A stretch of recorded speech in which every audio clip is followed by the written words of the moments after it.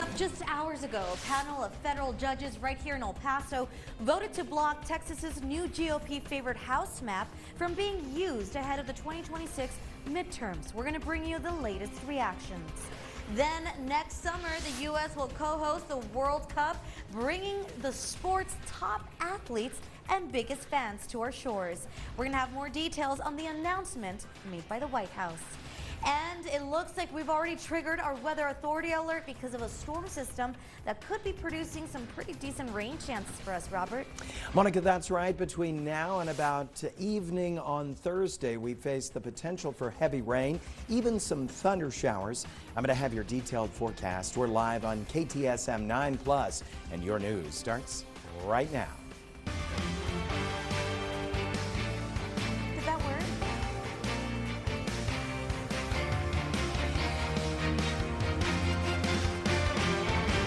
You're watching KTSM 9 News First at 4. Starts right now.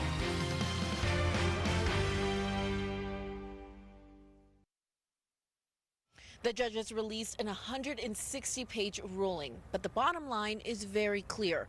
The new map cannot be used. That's because race was a predominant factor in how it was drawn, something the court says is unconstitutional.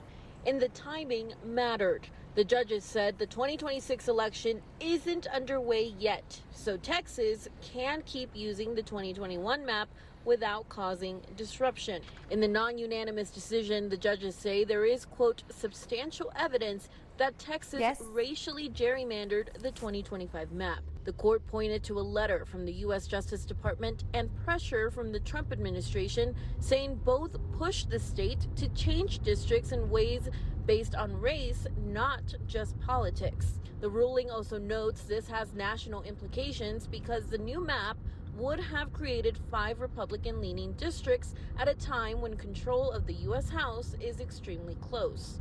Because of all of that, the court is putting the new map on hold while the lawsuit continues. We reached out to Congresswoman Veronica Escobar and Congressman Tony Gonzalez, along with Representative Vince Perez for comment. We will have all of that local reaction in our later newscasts. Back to you. Diana, thank you so much. Meanwhile, we are receiving a reaction from Texas state leaders. Texas Governor Greg Abbott released a statement that reads in part, quote, the legislature redrew our congressional maps to better reflect Texans' conservative voting preferences and for no other reason. Any claim that these maps are discriminatory is absurd and unsupported by the testimony offered during 10 days of hearings, end quote. And Texas Attorney General Ken Paxton called the ruling unfair, accusing the decision of undermining the will of the American people. He released this statement that reads in part, quote, I will be appealing this decision to the Supreme Court of the United States, and I fully expect the court to uphold Texas's sovereign right to engage in partisan redistricting, end quote. And you can always learn more on this story by simply visiting KTSM.com. Now to a story we've been following for months. The criminal case against former El Paso City Council member Joe Molinar has been dismissed. As we previously told you, Molinar was charged with failure to stop and report a collision that he was involved in earlier this summer. This video went viral on social media shortly after the incident happened on June 29th at the Quick Walk parking lot on Lomaland. As you can see, the driver of the truck, later identified as Molinar, backed up into another car that was parked. However, Molinar's attorney confirmed to KTSM today that the case was dropped as there was no financial loss for the driver of the vehicle Molinar hit.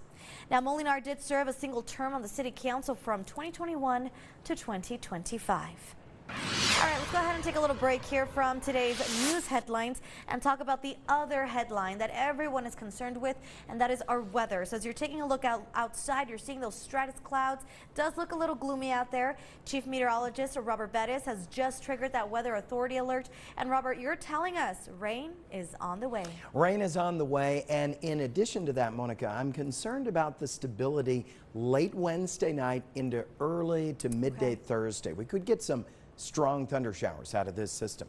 Right now, 69 degrees at the airport. We've got winds coming in from the east 3 miles per hour. Gloomy clouds, but still a warm feel outside. Well, tomorrow the temperatures go down as the center of this Pacific low gets closer and closer. Still the main energy right there near San Diego, but it's about ready to make its push into the borderland. As you can see, it's drawn in quite a bit of moisture, and that moisture and instability could translate into heavy rainfall at times, starting early tomorrow morning. Here's a quick look ahead. Tomorrow, high temperature goes down to 65 degrees with periodic rain showers through the day, then thunder showers late Wednesday night into Thursday morning that could get strong. I'm going to have your detailed forecast coming up in just a little bit. Monica. Robert, thank you so much. Let's go ahead and take a quick look outside using our tech stock cameras, and this is what we are seeing. US 54 Pershing. Things are moving quite nicely and smoothly in both directions. There really isn't a lot to slow us down in this part of the city. Well, in national news, the House overwhelmingly voted to pass a bill directing the Department of Justice to release the files related to the late convicted sex offender Jeffrey Epstein. Now, this move comes after months of intense opposition from President Trump and GOP leaders. The bill directs the Attorney General to release unclassified records and documents in the possession of the DOJ related to Epstein, his former associate Maxwell, and other individuals named or referenced in connection to Epstein's criminal activities. And the bill will also allow records that contain personal information about victims or contains child sexual abuse materials to be withheld. Kristen Askow is in D.C. and she will have more on this story in our next half hour. Well, in more national coverage, the winter holidays are approaching fast, but many soccer fans are already thinking about the summer. In the summer of 2026, the U.S. will co-host the World Cup, bringing the sport's top athletes and biggest fans to our shores. In today's Political Minute, News Nation's Blake Berman explains some of the steps the White House is taking to prepare. The U.S. playing host in 2026. I'm Blake Berman, host of The Hill on News Nation. Calling all soccer fans, you might know that preparations are underway across the country for the 2026 FIFA World Cup, where 48 teams from all over the globe will face off. The White House making an announcement this week aimed at helping fans traveling into the U.S. to watch all that action. The president and Gianni Infantino, the head of FIFA, unveiling what's known as the FIFA Pass, a pathway for soccer fans with World Cup tickets to get expedited U.S. visas. The goal is to cut down on wait times for visa interviews from several months to several weeks. The World Cup is hosted by the U.S., Canada, and Mexico and will take place in June and July. In all, about 6.5 million people are expected to attend. Events are scheduled in cities across the country, with New York and New Jersey hosting the final match. Next month, the World Cup draw will take place at the Kennedy Center in Washington. I'm Blake Berman, and this is the News Nation Political Minute. Well, the New Mexico teen who dumped her baby in a trash bin will return to jail after the New Mexico Court of Appeals upheld her conviction. Coming up, we're going to go over your thoughts in today's In the Comments segment. Thank you so much for tuning in to KTSM 9+, always putting local first. Scan to download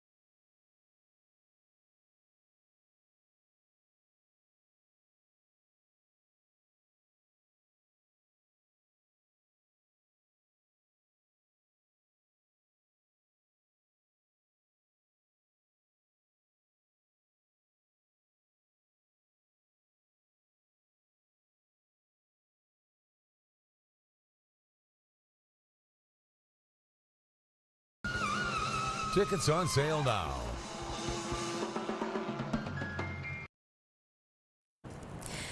Welcome back, everyone. In today's In the Comments segment, after more than 2 years, the Hobbs teen who was convicted of throwing her newborn into a dumpster had her appeal rejected.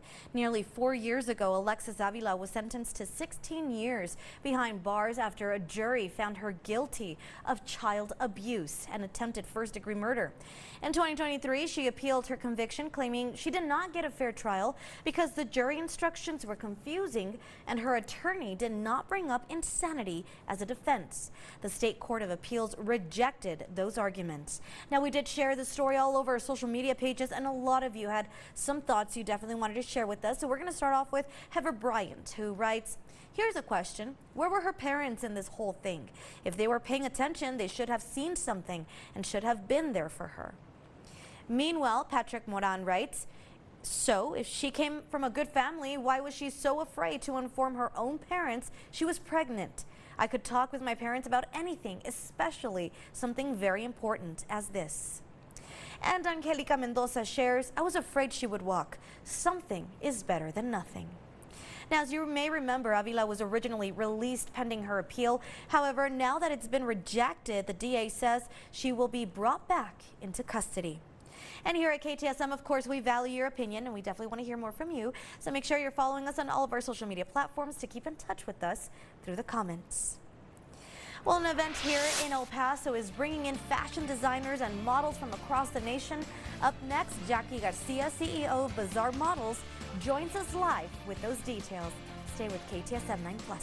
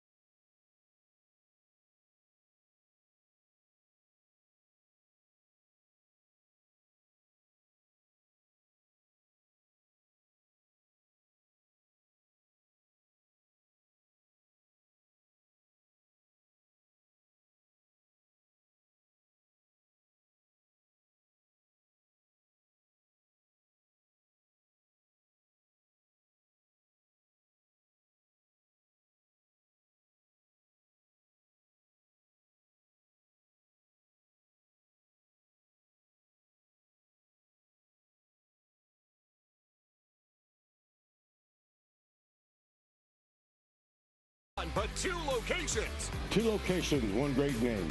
Oscar Leaser's Hyundai of El Paso. Your local weather authority, Robert Bettis, the Borderland's only certified broadcast meteorologist. Welcome back, everyone, and check this out. So today has been proclaimed as Eddie Guerrero Day. El Paso City Council honored the life, legacy, and impact of the WWE Hall of Famer and El Paso native Eddie Guerrero this morning with a special event. Guerrero attended Jefferson High School and went on to become a superstar, and he became a professional wrestler. Guerrero was inducted into the El Paso Athletic Hall of Fame back in 2023. How amazing is that? His whole family went in there to just support him. What a great legacy. And all from here. Right? Franklin High School, you say? Wow, okay. Well, what a wonderful honor. I'm concerned about the weather over the next 48 hours. I know, you did say that. So rain chances. Yeah, not just rain, but potentially strong thunder showers as well. Yikes. So let's go ahead and trigger that weather authority alert. I want to issue that through about Thursday evening. Cloudy skies right now. Nothing to worry about tonight. We're going to feel the pitter-patter of a couple of drops probably right before midnight, give or take. And then overnight tonight will increase the rain chances in the morning hours, with my concern mostly by Wednesday night into about lunchtime on Thursday. The atmosphere really kind of goes a little crazy on us as far as instability. And I'm concerned that this driver, this big slow-moving Pacific storm, could spawn some very strong thunder showers and unlock, of course, some locally heavy rainfall. So we want everybody safe, so we'll be just very watchful over the next 48 hours. Here are the high temperatures so far today. I predicted 71. So far, that's what we've been. 71 for Juarez, 64 Las Cruces, 68 Alamogordo, 59 Ruidoso, and 63 TRC. So we went down a little bit on temperature so far today. Yesterday was 73. Now, this is a big, slow churning system, and it's driving in a lot of moisture. Look, it's cloudy from El Paso all the way down to Baja California, and that basic stream of moisture is what could fuel some potentially strong thunder showers Wednesday night into Thursday morning. Right now, it's pretty quiet on the radar. Nothing yet for us, not expecting it until late tonight. And then over the mountains of Arizona, we have some decent snowfall in the upper elevations. We too could get a little dusting up around Ruidoso, possibly Cloudcroft, but that would be up around 10,000 down to about 7,500 feet. Here are the temperatures in your neighborhood right now. Now, it's going to stay cloudy through the night tonight, so the temperatures will be definitely on the more mild side. And here comes your exclusive 9-hour forecast for tomorrow. High temperature goes down to 65 degrees, so finally we're going to have to find some jackets. We'll see periodic rain showers, and some of those showers could get a little heavy on us at times, especially late tomorrow night. Allergy forecast 2 9s for Wednesday and Thursday, and then a 12 for Friday. Low temperatures tonight, 50 for Alamogordo, 48 for Deming, 52 Juarez, and 51 for Van Horn. High temperatures tomorrow, everybody dropping down as that low pressure system gets closer and closer. 64 Alamogordo, 62 Deming, and 66 for Juarez. Tonight for you, Las Cruces, cloudy skies with, again, few drops before midnight, better chance of rain overnight into the morning hours. 65 your high temperature for tomorrow. Tonight, same story for us, clouding up, couple of drops right before midnight, and then after midnight into the morning hours, some rain showers. Now, coming up, I'm going to have your exclusive 9-day forecast. We'll talk about where I'm most concerned. You stay with KTSM 9 News. Ask Robert, sponsored by Truly Nolan Pest Control. This week's question comes from Robert. How do tsunamis form? What causes tsunamis? That is an excellent question. First of all, what is a tsunami? A tsunami is a sudden rising of the ocean, a big wave that comes on shore and can do incredible damage rather quickly. Well, there are a couple of reasons a tsunami forms. We need a shock at the bottom of the ocean. One, it could be a volcano. Yes, they do erupt under the sea. Or it could be an earthquake that sends out a powerful shock wave through the water. Well, as that shock wave moves along in the deep ocean, you can't really see it. But as the ocean gets more and more shallow, that wave gets bigger and bigger and bigger until it crashes into the shore. Thanks for your question. Now that's science made simple.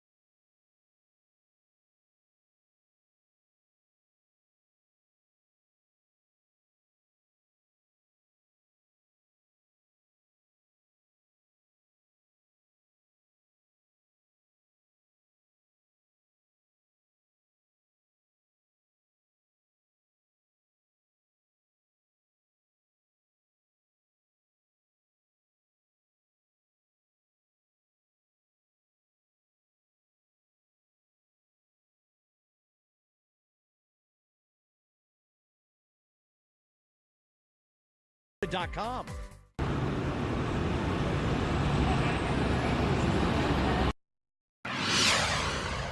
Welcome back, everyone. Well, the Texas International Fashion Week is an event that brings together designers from across the nation to celebrate creativity, culture, cutting-edge trends. And joining us right now is Jackie Garcia. She's the CEO at Bazaar Models. Jackie, thank you so much for being here with us. We're so excited. Thank you for having us, and we're really excited to let everybody know back at home who are watching us about Texas International Fashion Week. You know what? How about we start there? What is Texas International Fashion Week? It's a celebration of fashion that takes place here in our city.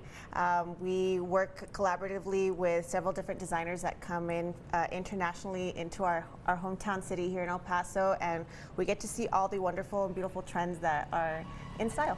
And you know, you're gonna have a lot of incredible girls, women modeling all these designer clothes. Talk a little bit about how much work goes into it. A lot of it. It is actually coordinating over 90 female models, 40 kid models, 40 male models, and we have over 25 designers this year. So it's definitely going to be a great highlight for the city of El Paso, but definitely a lot of work that goes into making sure everybody's coordinated and ready to go. So what's your favorite part about this whole entire event? Definitely the confidence that our local talent gets to showcase on the runway. It's definitely an event that they wait for throughout the year. It's only once a year, and so just seeing their confidence, gracing the runway, seeing all their beautiful faces, and excited to just be walking a show that's something that's very similar to New York or LA. Wow, my gosh, I love that El Paso is finally bringing such big events to our city. This is one of them. You know, if you guys are interested in going, it's definitely open to the public. It is definitely open to the public, and they can visit our offices over at Bazaar Models for tickets. They can also visit eventbrite.com or give us a call at 915-313-4570 for those tickets. And you know, we actually have some details for you to put up on the screen. As a matter of fact, this is what you need to know. Jackie, tell us a little bit about when, who, where, what. Yes, it is this Saturday, November the 22nd. Doors open at 7 p.m. at our El Paso Convention Center. Wow, so it's going to be a really unique event. It's this Saturday. If you guys don't have plans, go out there and just really cheer on all the local talent. Jackie, anything else you want to say real quickly? No, just hopefully everybody can make it through, and if you come, please, there's always traffic around that time, so please be early, be on time, don't miss it, because the opening is amazing. Oh my gosh, well there you guys have it. Jackie, thank you so much for being here with us today. Guys, don't go anywhere. We still have another half hour of news and weather coming up right after these.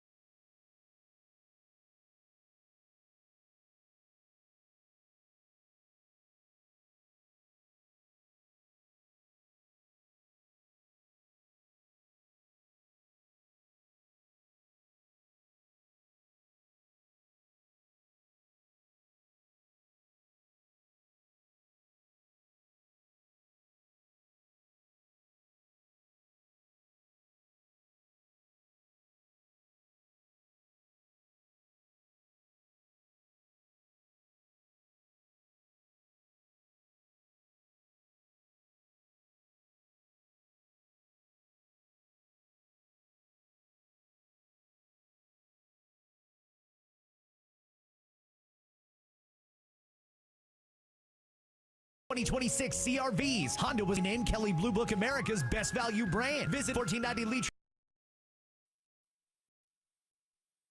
Welcome back to KTSM 9 Plus. I'm Monica Cortez. To breaking news now. In a highly anticipated vote, the House and Senate has now passed a bill to release files connected to the convicted sex offender Jeffrey Epstein. Washington correspondent Christian Escow has the latest. The Senate just passed the bill through unanimous consent, which means that once the bill moves from the House to the Senate, it'll automatically pass without needing to hold a vote, and it'll go straight to the president's desk for his signature. Now, in the House earlier, the vote was nearly unanimous, 427-1. Earlier, before the vote, we heard from several Epstein survivors who urged lawmakers to support releasing the files. I was in 9th grade. I was hopeful for life and what the future had held for me. He stole a lot from me. Holding up a picture of her 14-year-old self, Jenna Lisa Jones says she is a survivor of Jeffrey Epstein's abuse when she was a child. She and other survivors appeared on Capitol Hill, calling on lawmakers to vote in favor of releasing the Epstein files. The truth is something that we all deserve. A discharge petition signed by all House Democrats and 4 Republicans forced a vote on the House floor against the wishes of leadership. Fighting so hard against the most powerful people in the world, even the President of the United States. The House passed the Epstein files bill with near unanimous support. House Speaker Mike Johnson ultimately voted yes, but had concerns about the legislation. It fails to fully protect victim privacy. It could create new categories of victims. President Trump criticized Democrats on the issue, despite his call for House Republicans to vote in favor of releasing the files. What the Epstein is a Democrat hoax. You should go and look at the Democrats who received money from Epstein. President Trump has said he'll sign the bill, but hasn't given any indication yet as to how quickly it'll be signed. In Washington, I'm Kristen Escow. A federal court in El Paso said Texas cannot use newly drawn congressional maps for the upcoming 2026 midterms. Over the summer, Republicans redrew district boundaries to give their party an advantage and pick up 5 additional seats in the midterm elections. The federal court said the maps were racially gerrymandered. The decision is already being appealed to the U.S. Supreme Court, and Dylan McKim is tracking the fallout as congressional candidates are now adjusting which district they're running for. After more than a month of deliberation, a 3-judge panel is temporarily blocking these newly drawn congressional maps. The decision is now causing a domino effect of shifting campaigns, especially in Central Texas. U.S. Congressman Lloyd Doggett, who decided not to run for re-election because of direct competition with Democratic Congressman Greg Casar in the new map, is now back in the race and will run for re-election in District 37. I've been fortunate to represent this community for a number of years, and I hope I'll have the confidence of voters to give me a chance to do it another 2. Casar's District 35, one of the 5 targeted by Republicans to flip from blue to red. Now that it's back to the current boundaries, Casar said he will run for re-election in his current district. First, we celebrate this decision. Things are a little more unclear for someone like John Lira. He announced intentions to run for the newly drawn District 35 as a Democrat, but now he's unsure what his next step is. Now, someone like Lira is in a tricky spot. The court issued its ruling on November 18th, but candidates only have a couple of weeks to decide if they're going to run for office. That deadline is December 8th. We're going to continue to go forward as if these maps are still in play, as if we're running in the 35 for now. Governor Greg Abbott said the state is swiftly appealing this decision. In a statement, he said, quote, "Any claim that these maps are discriminatory is absurd and unsupported by the testimony offered during 10 days of hearings." The next step is the U.S. Supreme Court. We have no idea when or if the High Court will make a decision on this ruling, which could affect the state's primary election. That's scheduled for March 3rd, but the state could delay it to later in the year as this fight continues. In Austin, I'm Dylan McKim.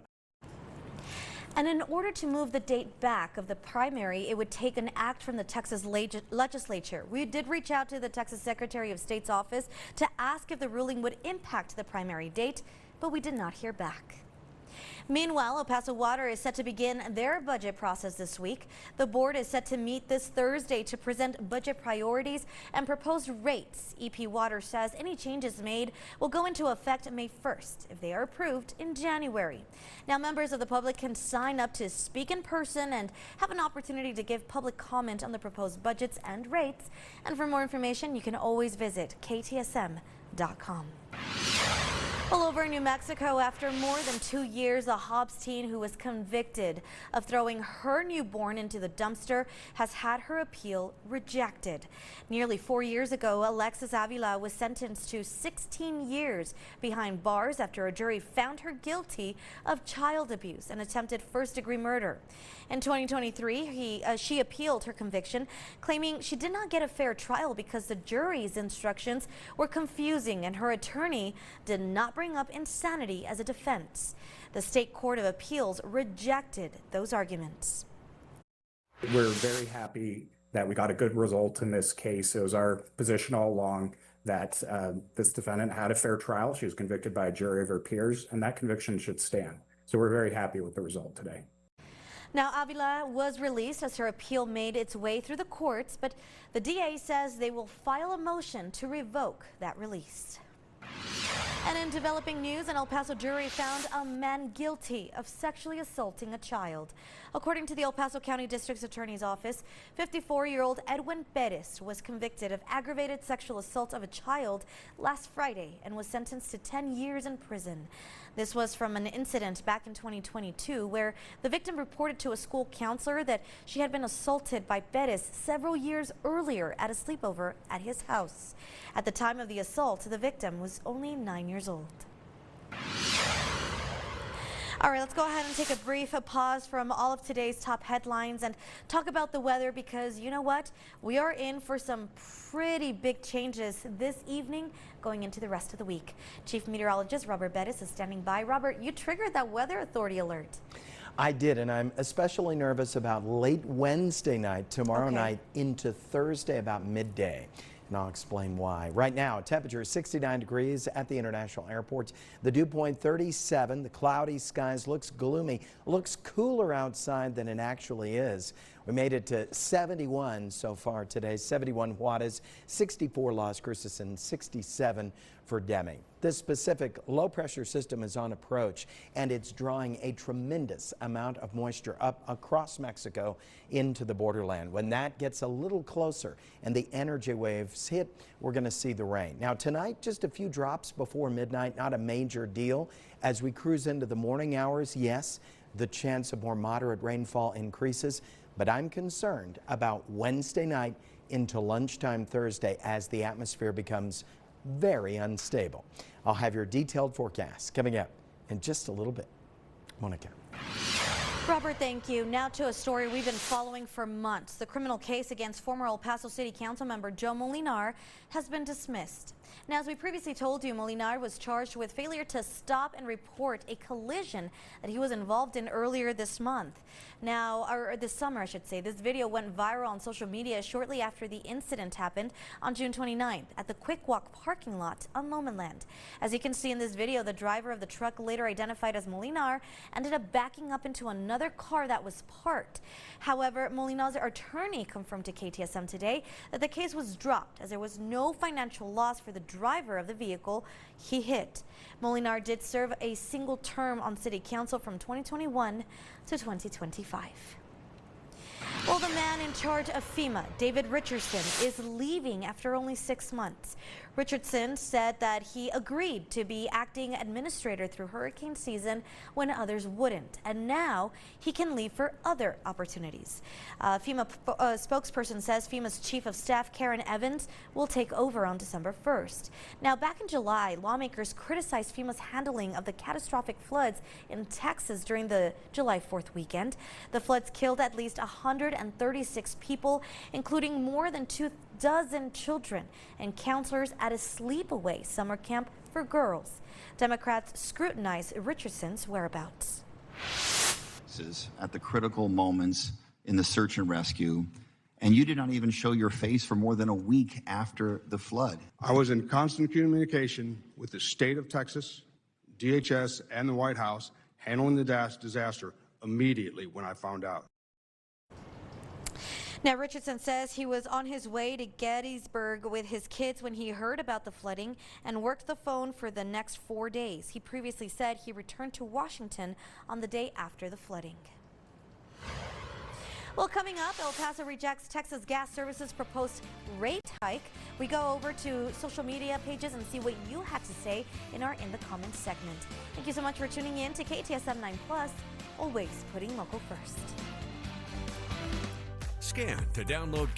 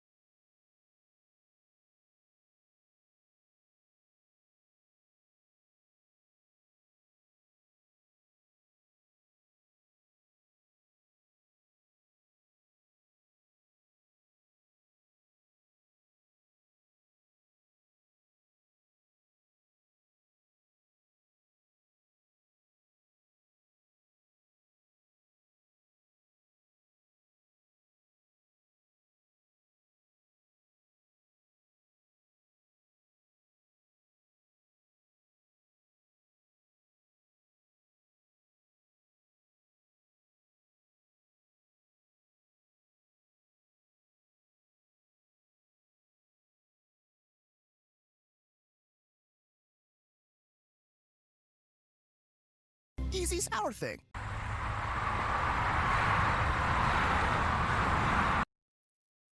Your local weather authority, Robert Bettis, the Borderland's only certified broadcast meteorologist. Welcome back, everyone, and check this out. So a Borderland holiday tradition returns for another year. The 31st annual Navidad de la Fe Luminarias will bring 4,000 luminarias lit along Scenic Drive to kick off the holiday season. The event is free to the public and kicks off Saturday, December 20th. La Fe is also asking all participants to bring canned foods or cash donations to help El Paso families in need. How gorgeous, Wow, right? I that is love this tradition. I really do. It's so beautiful. Is that the LaFay Clinic? Yes, I think so. You know, Corbin interned there. No way. Yes, She my loved it? daughter Corbin, she loved it. She loved everything they did and thinks they're such a quality organization, and wow, that just proves it. Absolutely. They do so many things for the community. And you know, Robert, speaking of Christmas, okay, question, and maybe you guys can answer this too. When is the perfect time to start decorating your home for Christmas? I think the Friday after Thanksgiving. Okay. But If you're really good at it, go ahead. After Halloween, Right. please. Yes. Nothing before Halloween. Nothing After before. that, no. knock yourself out. Yeah. Enjoy. We're ready. So I'll be like almost everyone else and do it on Friday after Thanksgiving. Thank you. Okay. Yeah. Or whatever.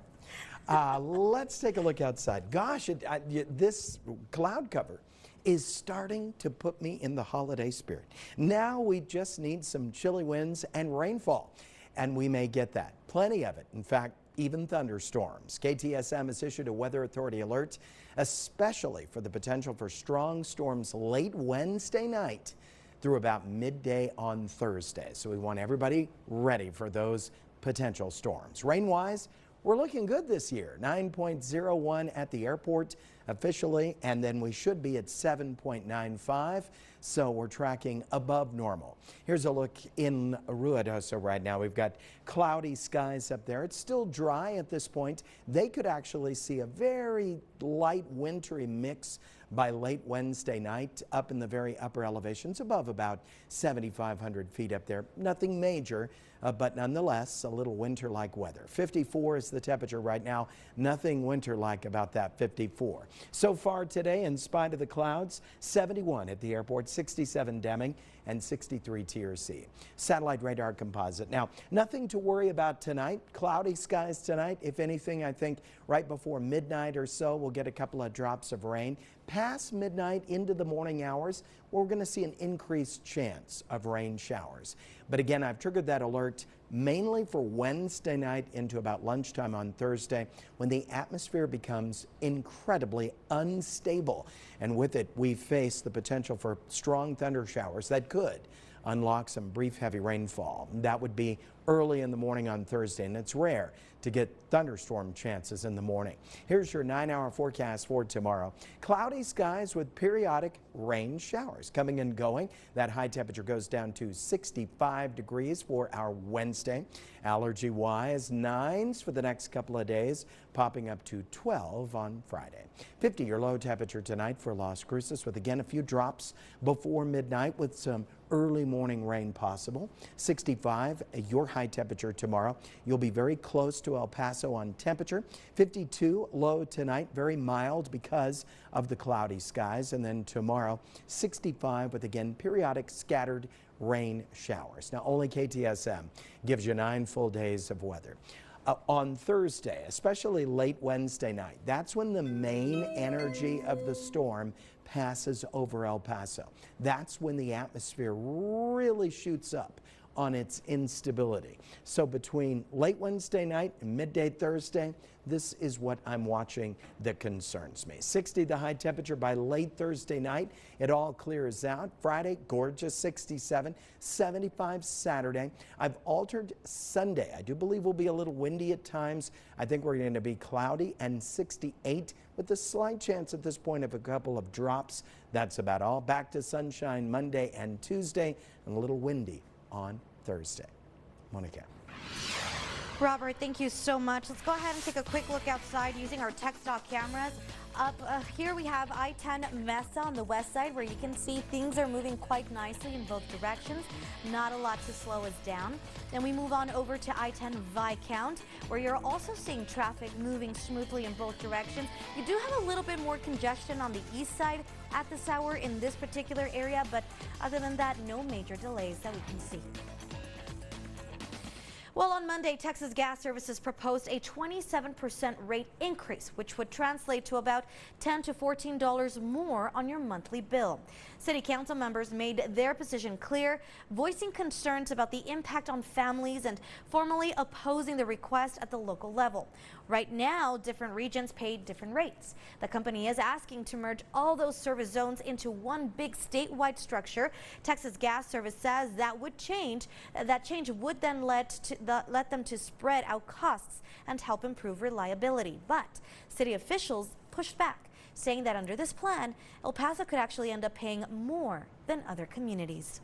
Now, we did share the story all over social media accounts, and lots of you had lots you wanted to share. So we're going to start off with Ralph Meiji, who says they always reject to make it look like they're helping, but then a few months later, they approve the increases. Laura Cantrell writes, how are you going to increase anything by 27% and minimum wage hasn't changed in 1,000 years? Mike Navarro says, reminder that there are elderly people living on fixed income who barely scrape by. Now, some El Pasoans did say that this proposal comes at a bad time as families are already facing higher housing, groceries, and utility costs. City Council formally opposed the request Monday, but the final decision does not come from the city. It's actually going to come from the Texas Railroad Commission, which is expected to make a ruling early next year. And here at KTSM, of course, we want to hear more from you, so make sure you are following us on all of our social media platforms to keep in touch with us through the comments. Don't go anywhere. We'll be right back after this quick break.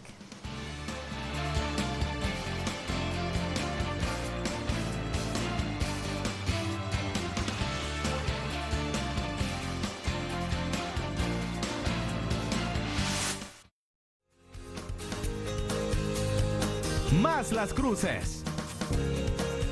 Hello, my name is Jeremiah Hernandez. I am the Assistant Gas Supervisor for our Gas Utilities Department. Now that we are getting into the colder season here in the city of Las Cruces, we would like to let you know to get familiar with your gas appliances that you might have inside your home or residential or any commercial building. This would include gas stoves, furnaces, central heating system, water heaters, clothes dryers, and indoor or outdoor fireplaces. This would also include pool and spa heaters and barbecue. What to do if you do have a gas odor inside your home? Please step out immediately, and when doing so, do not use any open flames, do not turn on any electrical devices, or turn on any light switches. Please call our emergency dispatch number immediately, and before entering back into the home, verify please with our emergency personnel before doing so. We are here to help and be committed to the city of Las Cruces. Please stay warm, stay safe out there, and thank you for doing your part. For any more information, please visit the website that you see on the screen.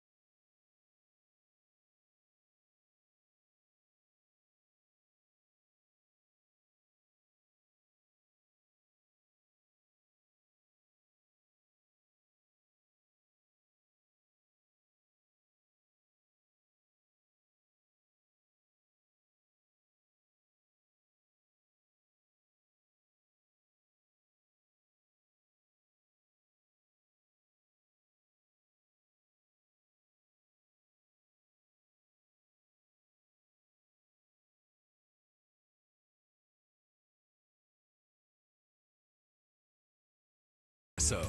KTSM 9, your home for the holidays.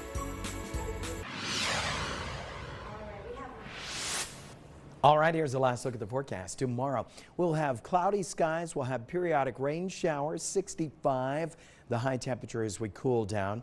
I'm very concerned between Wednesday night and about lunchtime Thursday. The atmosphere becomes very unstable. Could see some strong thunder showers in that window. 60 our high temperature on Thursday. Friday, all clear, 67, 75 Saturday. Sunday is a change. I think we'll get cloudy, a little cooler with a high of 68, possibly even a few drops. I need a little more data on the moisture on that day.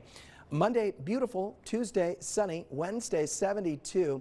And at this point, and again, this is 9 days out, Thanksgiving is looking sunny, cooler at 62, and maybe a little windy with a cool front. But of course, we'll track it closely as we get closer. Monica. All right, Robert, thank you so much. Well, now we have one last story for you before we go. Check this out. Target is partnering with Starbucks to offer customers an exclusive holiday drink. So starting today, the companies are introducing a new frozen peppermint hot chocolate Starbucks cafes located inside Target stores that will offer the drink. The cream frappuccino based drink is made with a blend of mocha sauce, milk and ice, topped with peppermint whipped cream and sprinkles. It will be available throughout the holiday season. Robert, what do you think about that? Sprinkles. I love sprinkles. Can I ask you a favor? Yeah. Can you roll the prompter back, and Monica, can you read the description of that drink just one more time, please? But slower. So, okay, it says it's a cream frappuccino, right? It's a base drink with a blend of mocha sauce, milk, and ice. And then it's topped with peppermint whipped cream, and then it has sprinkles on top of it. Yeah, that sounds, it sounds good. Sounds good. Thank you. You're welcome. All right, guys, thank you so much for joining us. That's it for me. I'm Monica Cortez. See you all tomorrow. Don't go anywhere. 9 News Now is up next. Hair and wardrobe provided by